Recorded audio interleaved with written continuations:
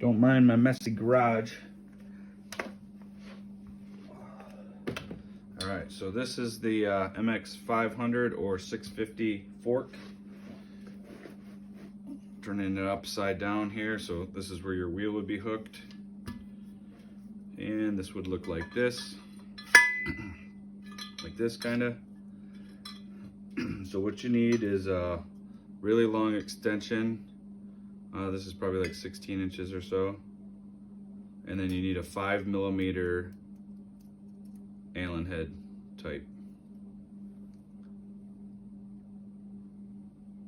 So put it down in there. It's real easy to get off center. I had to use a flashlight and tape to hold it on there and really eyeball it down to get it lined up. When you feel it, then you unscrew the bolt. You can turn it upside down like this to shake out the bolt. And this is what the bolt would come out looking like. Then you'd kind of give this a little tug and pull it out. The next thing would be your old shim that we're removing. I broke this one to get it out, unfortunately, because there was nothing wrong with this set. But I can't even hold it. It's like this, and it has a little bow to it. So if you can see the lip here, goes inside of this lip. So if you can kind of bend it out and pick it out, fine. But by the time I got mine out, I broke it. So this is the part we're replacing anyway, in theory. That comes out. And then when you dump out the shock, this is what it would look like. So if the tire was on the ground right now, it would look like this. So towards the handlebars are up here, tire down here. This is a smaller bushing here, spring. Then this is just like a rubber fitting to kind of guide the screw in to be able to screw in so it's not missing. And then this is a larger bushing. You got a larger, deeper side here and a smaller diameter, less here. So you can see it fits in there perfect. So you would either leave that in there or put it back.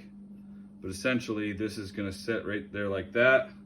And this C-clip will go on top of it like that. So you would drop, I don't know if I'm in the video, drop all this stuff back in.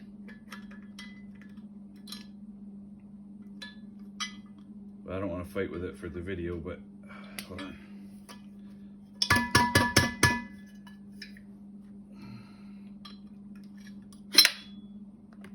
Pretend that's going in, because I don't want to put it in there permanently just yet right now. All right, and then you would put this in.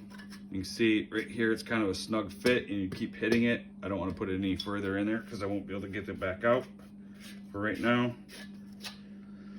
And then this clip goes like this, and it doesn't really seem like it'll fit, but it will. You just kind of got to get that lip in there like that, and then hold here, and then kind of compress it and push this way back towards this way, and it will pop in there. And then that lip will sit inside of here, which is similar to this lip. All right, and if you line everything up, the end of this is right about here, is where the screw-in part is. So if we line all this stuff up,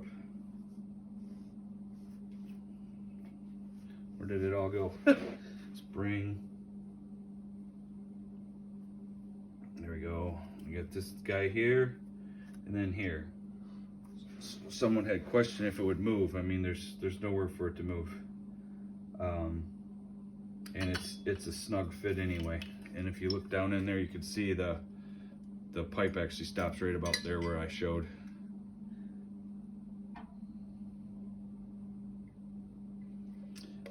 And anyway, then you slide this guy back on, put your bolt back in, tighten it all up, and that ought to do it.